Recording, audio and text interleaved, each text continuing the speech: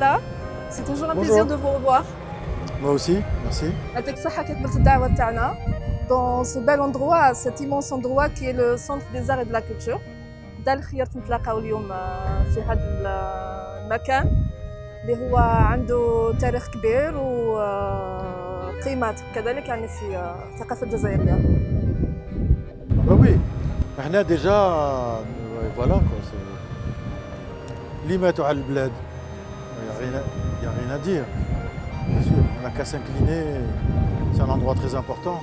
Moi je me rappelle qu'à l'époque, il y avait beaucoup de gens qui n'aimaient pas l'histoire là. Moi, pour moi c'était très important. On pourrait faire même 10 fois plus grand. C'est un endroit qui évoque beaucoup de choses pour vous. D'abord l'inauguration de ce lieu mythique d'Alger, et puis la naissance d'une génération en or de la musique algérienne. Bien sûr, oui. Non, mais c'est-à-dire que moi j'ai par exemple ici en 84 fait l'inauguration du lieu avec un concert qui s'appelait Action musicale pour une pensée majeure et qui m'avait été demandé par le colonel Snoussi à l'époque, qui était directeur de l'office Riyad al-Fath. On avait fait plein de choses. On faisait beaucoup de choses pour la création aussi. On faisait beaucoup de choses pour la mode, pour la cuisine.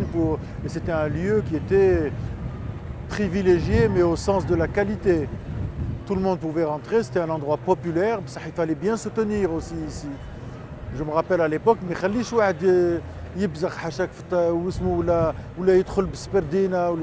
il y avait une tenue qu'il fallait qu'on respecte. Donc moi je trouve que c'était très intéressant et important parce que ça donnait le ton et ça donnait envie et ça donnait un petit peu ça donnait la tonalité pour ce qu'on devait devenir et l'exemple qu'on devait donner à la jeunesse, etc. Et on a fait énormément de choses, de concerts avec des groupes, c'est là qu'on a aussi commencé que l'idée de l'album Kouché avec Khaled est née. C'est là que j'ai travaillé aussi, dans des studios RNAF, l'audiovisuel. Donc c'est un endroit qui représente beaucoup pour moi. Racontez-moi aussi le mouvement musical ici. Quand on dit Riyad al-Fath, la naissance d'une génération musicale, Safi Boutla, Karim Ziad, Hakim Salhi. Dites-nous comment ça a commencé, cette effervescence, ce mouvement-là. Je crois qu'elle est tout simplement née d'une volonté autant à la tête de cet organisme que au fur et à mesure de chaque personne qui s'intégrait à cet organisme, la volonté de faire des choses de qualité et de promouvoir des artistes de talent, audacieux, qui n'ont peur de rien et qui ont envie de faire des choses. Et donc du coup, petit à petit, plein de gens se sont coquillagés et se sont mis à faire plein de choses. Et on se regroupait souvent, par exemple, pour des salons de la création, etc. Mais j'ai l'impression qu'aujourd'hui, c'est plus forcément la même chose, mais ça devrait le revenir. Alors, قدام مقام الشاهد, monument donc, qui surplombe la ville d'Alger, c'est d'abord un héritage qui est un peu lié. Cette révolution qui a été faite pour la liberté des Algériens est liée aujourd'hui à la culture. Vous ne pensez pas qu'aujourd'hui la culture, effectivement, c'est l'héritage ou la préoccupation majeure de notre société? Mais absolument. Mais il faut... Même s'il y a beaucoup de choses, beaucoup d'initiatives qui sont prises, on est encore loin, il me semble, de ce qu'on pourrait faire. Les jeunes ont besoin de plus de propositions sur le plan culturel. Et un endroit comme celui-ci devrait abriter des centres autant de réflexion que de création qui n'existent pas encore là, qui existaient à l'époque et qui n'existent pas aujourd'hui. Et on devrait le reprendre parce que c'est très important. Quand on a ce monument, il représente l'indépendance par rapport à un colon, par exemple, le colonialisme. Et après ça, pour s'émanciper encore plus, il faut passer, et c'est le seul chemin, il faut passer par la culture pour que les jeunes s'émancipent, se décomplexent, créent et soient audacieux. Donc en effet, oui, bien sûr, ça doit être un endroit qui représente ça, bien entendu. C'est pour ça que nous allons le visiter. Exactement. Yalla.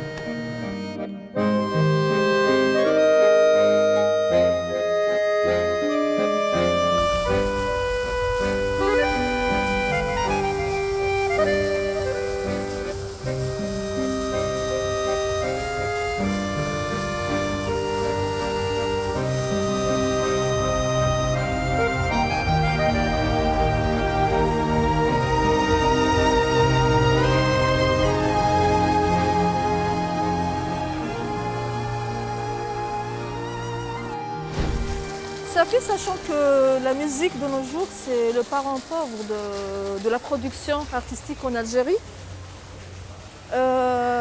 Comment penses-tu les choses? Comment penses-tu ressusciter le mouvement musical pour une jeunesse qui est en proie de production, de création, alors qu'aujourd'hui, des endroits comme ça sont censés effectivement encourager et accueillir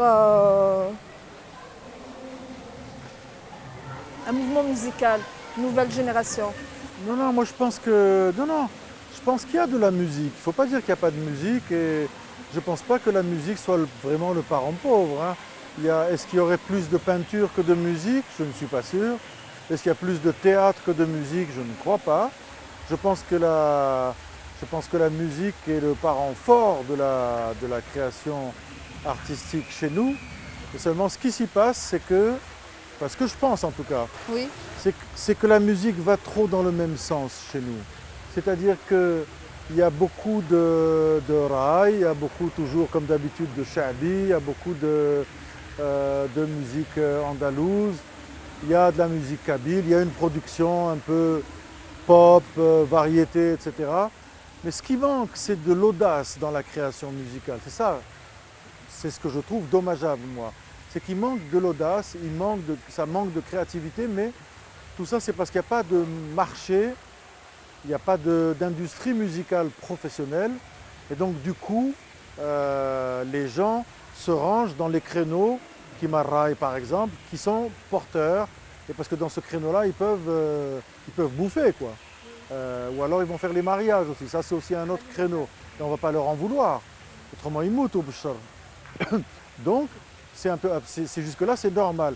Mais ça veut dire qu'il faut qu'il y ait soit du côté des institutions qu'on invente des créneaux, qu'on invente une espèce de professionnalité de la musique et qu'on offre aux jeunes des opportunités de se réaliser en multipliant les lieux, les lieux où ils peuvent se produire et aussi en essayant d'améliorer et de donner un sens il faut que les gens puissent s'envisager comme des professionnels. ماشي غير amateurs برك ويروحوا يغنيوا في الأعراس ولا يديروا في الموسيقى في الأعراس برك. C'est réducteur, c'est trop petit, ça ne suffit pas. Il faut qu'on accorde un statut un peu plus important à un artiste. C'est ce que je pense. Il faut aider un peu plus et étoffer le genre. Il faut étoffer la corporation musicale. Il faut lui donner un environnement professionnel. Il faut travailler plus sur les droits d'auteur. Il y a beaucoup de choses à faire. Hein. On a beau faire, mais on est encore loin. Parce que je crois qu'il n'y a pas de réflexion spécifique sur le genre. On laisse faire. Et comme les gens, de toute manière, font, les jeunes, ils vont faire. Hein. Il y avait une époque, je venais, il n'y avait personne. Il n'y avait pas beaucoup de monde qui faisait. Depuis 2 ans ou 3 ans, ça commence. Il y a des jeunes qui font de la musique intéressante, différente, décomplexée au Kouchi. Et là, ça vaut le coup, ça prouve que les jeunes, si tu veux, même si tu leur donnes rien du tout, un jeune, il va s'exprimer un jour. Sur 15 qui ne s'expriment pas, il y en a 1, 2, 3, 6 qui vont s'exprimer. Et donc, puisqu'il y a cette énergie-là, il faut la prendre en compte, il faut la prendre en charge, et il faut aider ces gens-là, il faut les aider. Parce que haram, autrement, moi je croise des jeunes qui ont du talent, qui ont un talent fou, et j'ai beau essayer de les aider d'une manière ou d'une autre, ça n'est pas suffisant. Je ne peux pas, moi, remplir tous les rôles. Il faut de vraies assises de la musique, il faut se réunir et penser ce qui se passe. Voilà ce que je pense. De la préoccupation, du souci de la création, au souci du public aussi. Ce public qui ne trouve pas beaucoup d'espace pour apprécier un concert de musique ou tout ça. Je pense qu'on va parler de ça, puisque vous nous avez parlé aussi de la scène du Théâtre national algérien. Là, on ira absolument, mais c'est pour ça, bien entendu, oui. Le public a un rôle très important dans cette mécanique. C'est une synergie, quoi. Il y a des artistes. Les artistes, il faut des gens qui leur parlent. Il faut des gens qui les écoutent, qui les regardent. Et tout ça, c'est une éducation. Et c'est comme ça qu'on monte petit à petit, et les uns et les autres. L'artiste fait monter le public, qui fait monter l'artiste, qui fait monter le public. C'est comme ça qu'on fabrique une société, et surtout une société équilibrée, riche, exigeante, rigoureuse, qui aime l'art, qui aime le raffinement, qui ne méprise pas les artistes. Tu vois? C'est ça le... Pourquoi le choix du TNA? Le choix du TNA, juste en réalité pour avoir des planches. Tu vois, parce que Oui. les planches, ça signifie beaucoup de choses. Sur des planches, on se met à nu, sur des planches, on va exprimer quelque chose. Et comme vous êtes metteur en scène aussi, donc on va essayer Absolument, voilà. de voir un univers... Je suis metteur en scène, on va dire, pour certaines occasions. Pas, je ne prendrai jamais la place d'un metteur en scène. Mais dans des spectacles donnés, en effet, je m'occupe autant de mise en scène que de mise en place. Mais je ne suis pas metteur en scène, à ne pas confondre. D'accord, alors on ira visiter le TNA. Avec grand plaisir.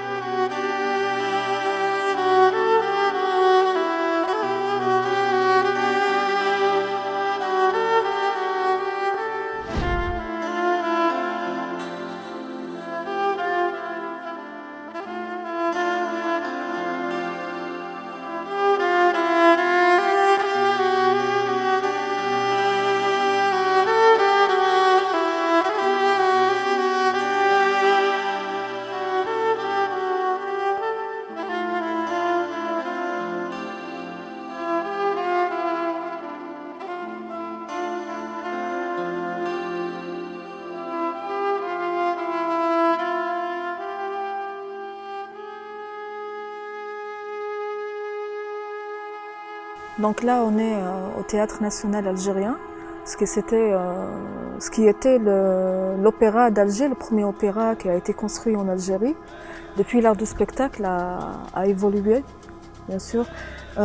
Aujourd'hui, pour Safi Boutella, c'est quoi une scène? Qu'est-ce qui se passe sur une scène? La scène, c'est au moins une des choses les plus importantes pour moi. C'est déjà parce que c'est un des endroits les plus inspirants. C'est un des endroits les plus sacrés, moi je dirais. Ça représente tout, ça représente la page blanche, ça représente l'endroit où on va exprimer des choses profondes, des choses qui tiennent du sensible et pour les offrir à ceux qui sont là, c'est-à-dire au public. Et donc on fait de notre côté, ou on dit de notre côté ce que le public aimerait peut-être entendre ou ne peut pas lui exprimer. Donc c'est un espèce d'échange comme ça. La scène, c'est un poumon de la vie sociale, de la vie entre les hommes. Et c'est un endroit primordial dans une ville, dans tout. C'est pour ça que j'ai tenu à y être, parce que moi en plus, depuis mon très jeune âge, j'ai toujours été attiré par les scènes et j'ai toujours, après, au fur et à mesure que j'évoluais dans ma carrière, eu envie toujours de passer dans les endroits dans lesquels j'allais me produire avant, au moment où ils sont justement comme ça, vierges, inspirants. Et c'est un endroit sur lequel on a immédiatement soit un trac immense, soit une envie terrible et urgente de faire des choses, de dire des choses. C'est très puissant, une scène. Une scène, c'est porteur, ça dit des choses. Et c'est pour ça que les scènes chez nous devraient être un peu plus pratiquées, parce qu'elles servent à ça. Et c'est pour ça que chez nous, on devrait en inventer d'autres, parce qu'il n'y en a pas assez, pour que plus de gens aient envie de dire des choses, de dire le sensible, de dire l'art, la culture, de dire la communication entre les gens, d'échanger des choses belles. C'est d'ici qu'on envoie des choses belles. Que ce soit de la musique, que ce soit du théâtre, c'est un endroit c'est pas un endroit où il y a des gens qui s'agitent comme ça pour rien, c'est un endroit à partir duquel on envoie du beau à des gens qui n'attendent que du beau pour vivre bien. Comment on imagine des scènes aujourd'hui? Parlons d'audace, parlons d'innovation. Comment vous imaginez des scènes, les scènes aujourd'hui, dans nos jours?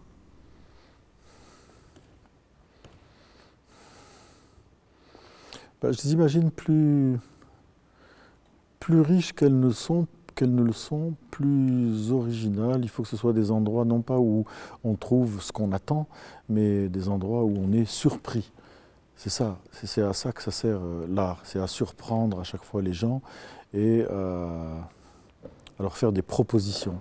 Des propositions de beau et des propositions de réflexion aussi. Une œuvre d'art, ça offre ça. C'est une occasion pour les gens, pour le public de réfléchir sur la vie. Et donc on doit être très audacieux, on doit surprendre et non pas faire les choses habituelles, quoi, c'est tout. Donc par exemple, si on a sur une scène donnée, dans une ville donnée, où que ce soit, des gens qui vont s'exprimer, il faut qu'ils...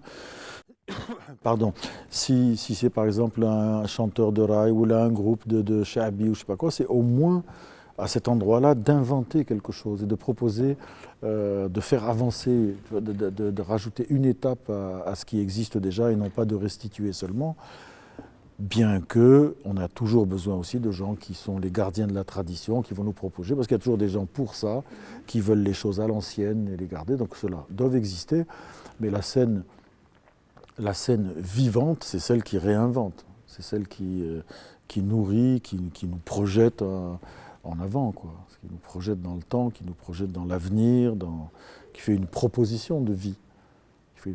Les artistes, ça fait des propositions en réalité. Ça présente des œuvres qui incitent à réfléchir et qui font avancer la société. Après ça, le public est éduqué, a appris des choses supérieures, le niveau du public est monté. À ce moment-là, les artistes, parce que le public est devenu plus exigeant, le public pousse l'artiste à aller plus loin. L'artiste monte encore plus loin, le public monte encore plus loin. C'est comme ça qu'on fabrique une société avec un niveau, au sens le plus noble et le plus beau et le plus fort du terme. Oui, du temple de la création où le créateur est à la rencontre du public, il y a une relation qui se crée. Peut-être on parlera aussi d'un autre temple qui est le temple de la formation où le maître rencontrera aussi ses disciples. La formation, c'était toujours un souci pour vous avec votre projet d'une école de la musique. On y tient toujours? Je sais pas, ça, moi, j'ai presque honte d'en parler encore, quoique il n'est jamais trop tard, mais peut-être qu'on y arrivera, hein. Peut-être qu'il y aura des gens. C'est-à-dire qu'on ne peut pas monter une école comme ça tout seul. On peut pas.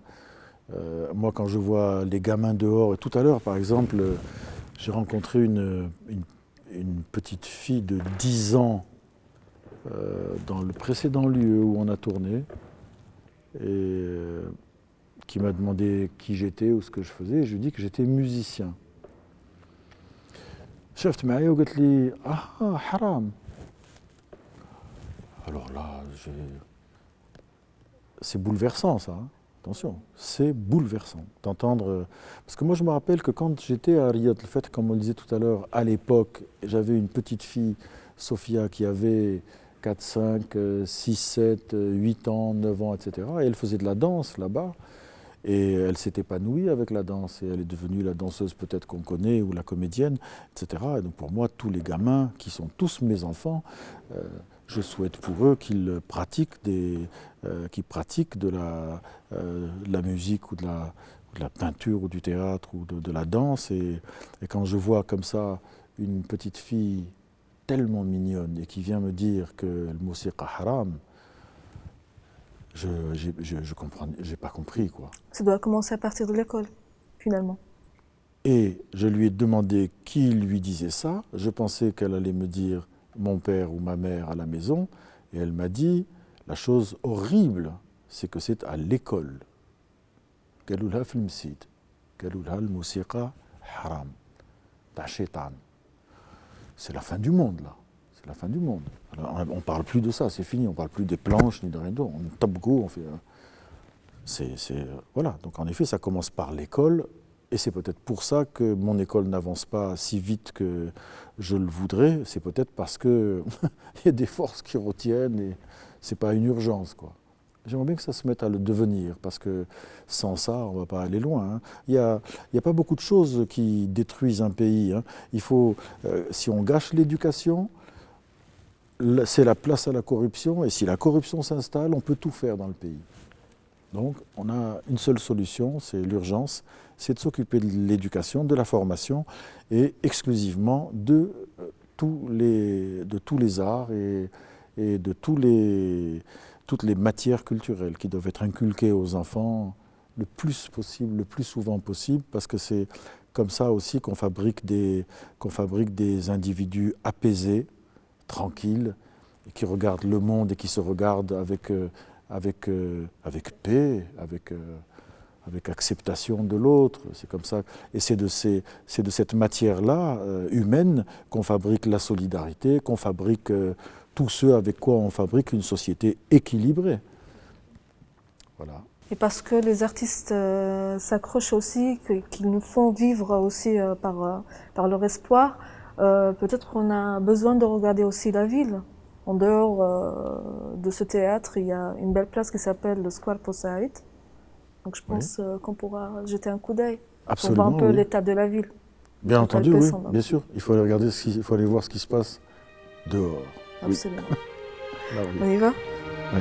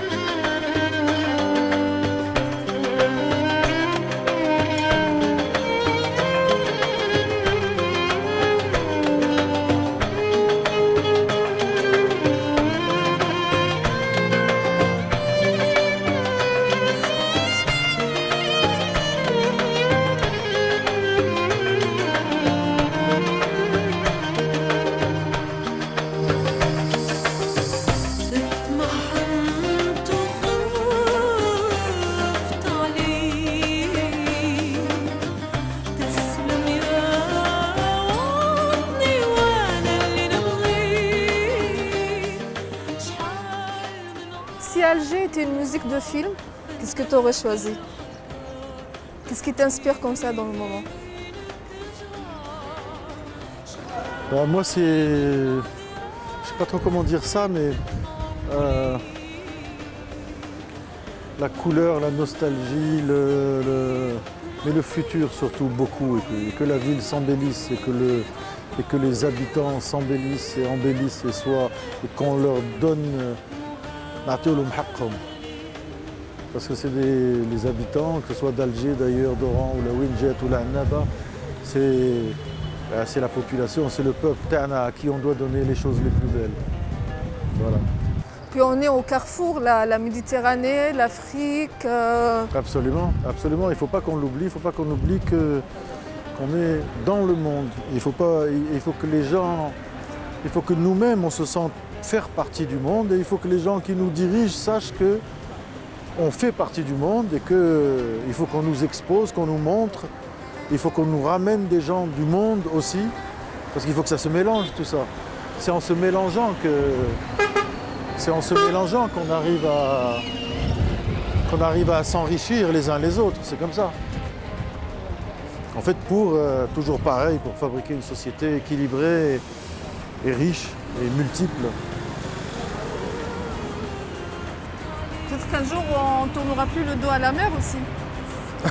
Oui, On surtout regardera pas. ailleurs Surtout pas, surtout et pas. rêver. Mais bien sûr. Safi Boutella يعطيك الصحة. Merci pour cette balade. Je vous Merci remercie à vous. énormément. Bon, ça me plaît On a pris beaucoup, ça vraiment du m'a plaisir avec beaucoup touché de le faire, de voir ou revisiter ces endroits. C'est très important. Merci de m'avoir ramené devant la mer aussi.